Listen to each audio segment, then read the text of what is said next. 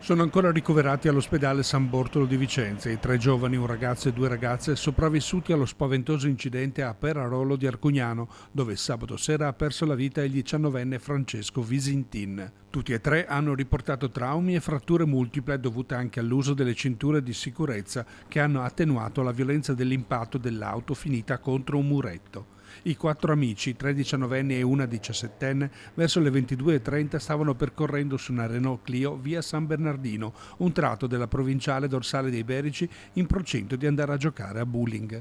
Restano ormai pochi segni sull'asfalto, ma è chiaro che Francesco, che viaggiava come passeggero sul sedile anteriore, abbia assorbito la violenza maggiore dell'impatto. L'amarezza del sindaco di Arcugnano che si è recato sul posto. Questa è una strada pericolosa, sindaco. Che sappia io, incidenti di questo genere per fortuna è il primo che è capitato, e sarebbe stato meglio che non capitasse assolutamente. Che sia una strada dove si può andare un po' veloce, sì, ma non è una strada dove avvengono incidenti frequentemente e soprattutto di questa entità.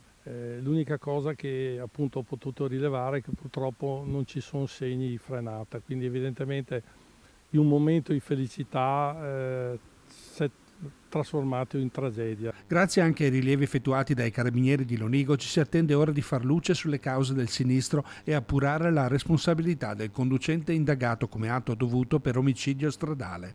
Un evento che non potrà comunque compensare la perdita di una giovane vita di un ragazzo impegnato nel sociale e che a Padova stava seguendo il semestre filtro per diventare medico.